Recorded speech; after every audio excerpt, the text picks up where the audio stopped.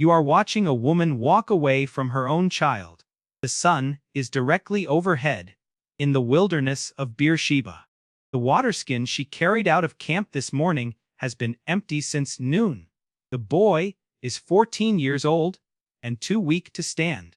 She has laid him under the closest shrub she can find, and there are not many shrubs in this desert. And now she is walking. About a bow shot away. Far enough that she will not have to watch him die. You have to picture that distance. Not far enough to walk away from him. Just far enough to not see his eyes close. She sits down in the sand. She does not pray. She does not bargain. She covers her face. And she weeps the kind of weeping that comes out of a body when there is nothing else inside it. And then, from the sky above her, a voice speaks 2 words. We will get to those 2 words. But first you need to know something else. Far away from this desert, in a place that does not yet exist as a name on a map, an old man will one day fall on his face on a black volcanic rock, in the middle of the Aegean Sea. He will hear a voice so violent that he cannot stand. And that voice will say the same 2 words spoken to the weeping woman in the wilderness. We will get to him. But not yet. For 2,000 years, people have counted how many times God says fear not in the Bible. They will tell you the answer is 360, 1 for every day of the year. They are wrong. Nobody can find 365. The real number is closer to 100. But when you look at where those words actually appear in Scripture, the truth is more remarkable than the myth. This is not a story about a number. This is not a story about a verse. This is not a story about a doctrine. This is a story about every time the God of the universe leaned down to a terrified person and spoke 2 words into the worst moment of their life. And here's what most people miss. Those 2 words are never spoken to someone whose life is going well. So let me take you back to the woman in the sand. Her name is Hagar. She is Egyptian. She was a slave in the household of a man named Abram, given to him by his wife Sarah, because Sarah could not have children of her own. And when Hagar did have a child, a boy named Ishmael, Sarah turned on her. Twice now she has been driven into this desert. The first time she ran on her own. The second time she was sent away with bread and water and a 14-year-old boy. The bread is gone. The water is gone. And now her son is dying under a shrub. She is sitting in the sand a bow shot away when the voice comes. And the voice says, "Fear not." The Hebrew word for that fear is yer. It does not just mean afraid in the small English way. It means standing in front of so vast your knees will not hold you up. That is the kind of fear God speaks into when he says, "Do not be afraid." He is not telling her to feel braver. He is telling her to look up. And then comes the part most people miss. Years before, in Genesis chapter 16, the first time she ran into this same desert, Hagar had met this same voice. And she had given that place a name. She called it Beer-lahai-roi, the well of the living one who sees me. She had spoken the name of God with her own mouth. And now, here, in the sand of her second wilderness, she has forgotten what she once knew. You may have done the same thing. You may have known something true about God once. And then time passed. And the noise came back. And one day you noticed you had stopped reaching for that name. The voice has not stopped reaching for you. But it gets stranger. Now travel back about 15 years. Same man Abram before God renamed him Abraham. This is long before Hagar's second wilderness. This is the night of his first great victory. 4 foreign kings had just swept through Canaan, taken his nephew Lot captive. And Abram had done something no farmer should ever have to do. He armed 318 men from his own household and chased those kings across the Jordan and slaughtered them in a night raid near Damascus. And now he is home. And now the sun is going down. And now he is alone in his tent. You know this feeling. The fear that does not come during the battle. The fear that comes after. When the adrenaline drains out of your body and you sit down, and you suddenly realize what you just survived. Abram is old. Abram is childless. Abram has just made enemies of 4 foreign empires. And in that quiet, in that tent, in that hour, a voice comes to him. And the voice says, "Do not be afraid, Abram. I am your shield. Your reward will be very great." And then God takes him outside and tells him to count the stars. The Hebrew word for count here is sipar. It can mean to count. It can also mean to recount, to tell a story. So when God tells Abram to count the stars, he is also saying, "Tell my story by them. Every star above you is a child I have promised you. Every star is a sentence in a future I am writing for you." And Abram, the old man with the empty tent, looks up at the sky, and he believes God, and it is counted to him as righteousness. Now watch what happens next. 5 centuries pass. Abram's children have become a nation.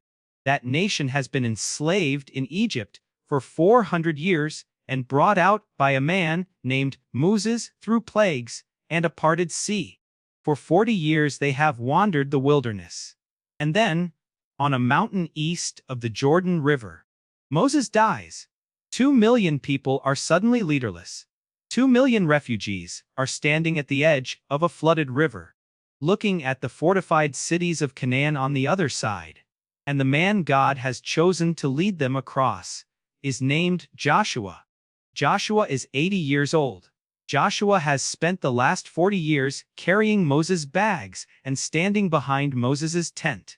And now Moses is dead, and the river is rising, and Joshua is the one they are all looking at. You can feel that weight. The weight of being the second person, now suddenly the first. The weight of inheriting a job you watched a giant struggle through. And in the silence after that grief, a voice speaks to Joshua, and the voice says, "Be strong and courageous. Do not be afraid. Do not be dismayed." The Hebrew phrase here is al-tira. It is not a suggestion. It is a negative imperative, a direct command. The commander of heaven's armies is speaking to a frightened 80-year-old man and telling him, "Stop being afraid, because I am with you wherever you go." Notice what God does not say. He does not say there is no reason to be afraid. He does not say the river is not flooded. He does not say the cities are not fortified. He says, "I am with you." And that is the whole answer. Hold that thought. 3 fear not so far. 3 different lives. A slave woman in the desert. A father alone under the stars. A second in command staring at a flooded river. One same voice. And the pattern is just beginning. If you are still with me, do me one favor, hit the subscribe button before we go any further. The next 3 stories are the reason I made this video. You do not want to miss them. Now let me take you to a hill town in Galilee. The town is called Nazareth. It is so small and so unimportant that when one of the disciples later hears Jesus comes from there, his first reaction is a question: can anything good come out of Nazareth? The village has maybe 400 people in it. Tradesmen, day laborers, subsistence farmers. And from a low rooftop in that village, you can see the next hill over. On the next hill is a Roman garrison town called Sepphoris. You can see the smoke from its kitchens. You can hear, on a still day, the sound of Roman soldiers drilling on the parade ground. That is the world this scene takes place in. And inside one of these small mud brick houses, sitting on a low wooden stool, is a girl. She is maybe 15 years old. She is mending the seam of a garment. Her name is Mary. And then, without warning, the room fills with light. A figure is standing in the room with her. He has a name, and it is not the first time he has walked into a human story. His name is Gabriel. 6 centuries earlier, this same archangel had appeared to the prophet Daniel in a vision by a river in Babylon. And now, he has come for a teenage girl in a village so small it barely shows up in the historical record. His name means "God is my strength," and the first thing he says to her, before he says anything else, is the same thing the voice said to Hagar in the sand and Abram in his tent, and Joshua at the river. Do not be afraid. Mary, you have found favor with God. But in the Greek of the New Testament the phrase is different. It is phobomem. And phobomem is not preventive. It is corrective. It is not telling someone do not start being afraid. It is telling someone who is already trembling stop. She is already afraid. He is meeting her there.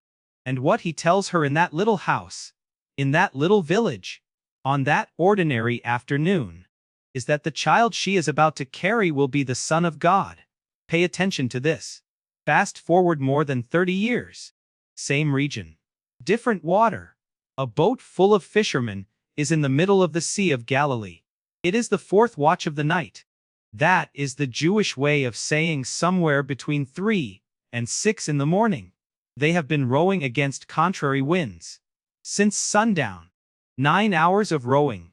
Their hands are raw. And in 9 hours, the math is brutal, they have covered about 3 miles. There is a man in that boat you should know. His name is Peter. He is one of the older disciples, and the loudest of them, and the one who is usually first to do something he later regrets. And in the gray pre-dawn light, with the wind in their faces, and the lamp oil running low, the men in the boat see a figure walking toward them on the water. You can read what they thought he was in the original Greek. The word is phantasma. A ghost. A phantom. The kind of thing fishermen tell stories about when the night has gone on too long, and they cry out in fear, and the figure speaks, and the words he speaks are 3. Take heart. It is I. Do not be afraid. The phrase in the middle it is I in Greek is egeimi. I am. It is the same phrase God spoke at the burning bush 1,500 years before to a different terrified man named Moses. In the Greek translation of the Hebrew scriptures the disciples grew up reading the same 2 words. On a mountain that was on fire, and on a sea that was about to drown a boat full of fishermen. It is the same God walking through the same kind of darkness, telling the same kind of frightened person stop being afraid. I am right here. And here's the part nobody tells you. Now we have to travel one more time. It is the year 95. Give or take. The Roman emperor is a man named Domitian. He has decided he wants to be worshipped as a god while he is still alive. And the Christians, scattered across the empire, have a problem with that. They have a problem with it because they already worship someone they believe rose from the dead. And Domitian is killing them for it. He is feeding them to wild animals. He is burning them in the streets of Rome. And in the case of one old man, he has chosen exile. The old man is the last living disciple of Jesus of Nazareth. The other 11 are dead. Peter was crucified upside down in Rome more than 20 years earlier. James was beheaded. Andrew was crucified. Thomas was speared to death in India. Only one is left. His name is John. He is in his 80s. He once leaned his head against Jesus at the Last Supper. He once outrun Peter to an empty tomb. He has spent the last 60 years walking through cities and writing letters and trying to remember every word the carpenter from Nazareth ever said. And now he is sitting on a rock. The rock is an island in the Aegean Sea called Patmos. It is 12 square miles of black volcanic stone. There is almost no fresh water on it. Whatever drinking water exists has to be carried up cliffs in clay jars. The historian Eusebius, writing in the early 4th century in his ecclesiastical history, confirms what we know of this exile. John was sent to Patmos under Domitian, and on that rock, on what John himself calls the Lord's Day, he hears a voice behind him. The voice is so loud that he describes it as a trumpet. He turns to see who is speaking, and what he sees is so terrifying he cannot stay on his feet. He falls on his face like a dead man. This is the only moment in the Bible where someone hears the words "fear not," while already on the ground, already past standing, already past pretending. Hagar was sitting in the sand. Abraham was in his tent. Joshua was on his feet. Mary was on a stool. The disciples were in a boat. John is face down on the rocks. This is the lowest possible posture. And then a hand touches his shoulder. He is not asking John to feel brave. He is not asking him to fake composure. He is not asking him to recite a verse and feel a little better. He is asking him to look up, and the voice says, "Do not be afraid. I am the first and the last. I am the one who was dead. And behold, I am alive forevermore.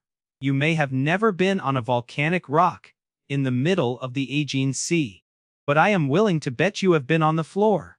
Maybe it was the night you got the phone call from the hospital. Maybe it was the morning of a funeral.